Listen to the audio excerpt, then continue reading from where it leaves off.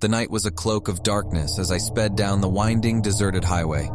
Rain battered my windshield, and the wind howled through the trees, creating an eerie symphony of nature's fury.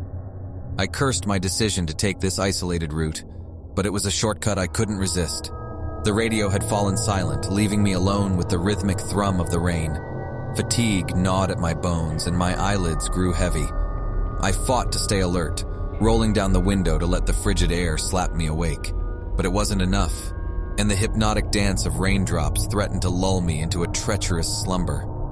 I knew I needed a break, a moment of respite from the relentless storm. Yet this road offered no solace. Civilization seemed miles away, hidden in the black abyss beyond my headlights.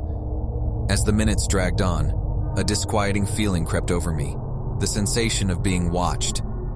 I dismissed it as a product of fatigue and the desolation of the night, but the feeling persisted, intensifying with each passing mile. Then, up ahead, I spotted a lone figure standing by the roadside. My heart quickened as I approached. It was a woman, drenched by the rain, her long hair matted against her pale face. "Need a ride?" I called out, my voice trembling. She didn't respond, didn't even acknowledge my presence. She just stood there like a specter from the storm. I pulled over, hesitating for a moment before opening the car door. "Are you okay? It's not safe out here." Still, she remained silent, her hollow eyes fixed on me. I could barely make out her face through the rain-streaked window, but something about her sent a chill down my spine. I stepped out of the car, rain soaking through my clothes, and approached her cautiously. "Do you need help?" The woman finally turned her gaze toward me, her eyes devoid of life, her lips curving into a slow, haunting smile. It was a mistake, a grave error in judgment. With unnatural speed, she lunged toward me, her hands cold as death, gripping my arm with a vice-like grip. I stumbled backward, panic surging through me. "Come with me," she whispered, her voice a haunting melody that sent shivers down my spine. I was helpless, caught in her icy grasp, and my resistance crumbled. She led me into the woods, the rain-soaked leaves crunching beneath our feet. Trees loomed overhead, their branches reaching out like skeletal fingers, and the storm raged on as if it had a mind of its own. I tried to break free, to scream for help, but her voice silenced me. "Trust me," she murmured, and I obeyed, following her deeper into the forest. As we ventured deeper into the woods, the rain ceased, and the world grew silent, as if holding its breath. The oppressive darkness pressed in on all sides, and I could sense an unseen malevolence lurking just beyond my vision. Suddenly we reached a clearing, a small moonlit glade surrounded by towering trees. In the center stood a gnarled ancient oak, its roots twisted like serpents emerging from the earth.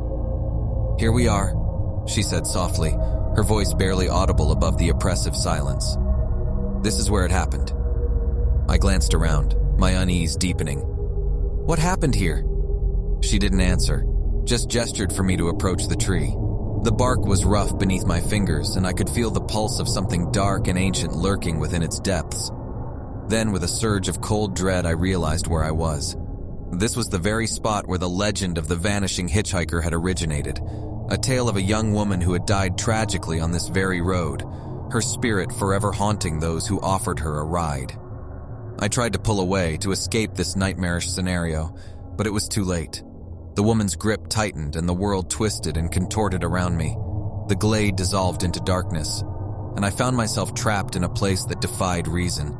The sky was a mottled canvas of shadows, the trees stretching like twisted sentinels into the abyss. The air was heavy with a suffocating sense of despair, and the woman stood before me, her eyes burning like cold flames.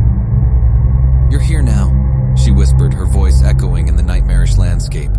"You're trapped in the world of the Vanishing Hitchhiker." I tried to scream, to break free from this nightmare, but my voice was lost in the oppressive silence. I was alone with the spectral woman, condemned to share her fate. She began to walk away, her figure receding into the darkness. "You'll be my companion now, just as all the others before you."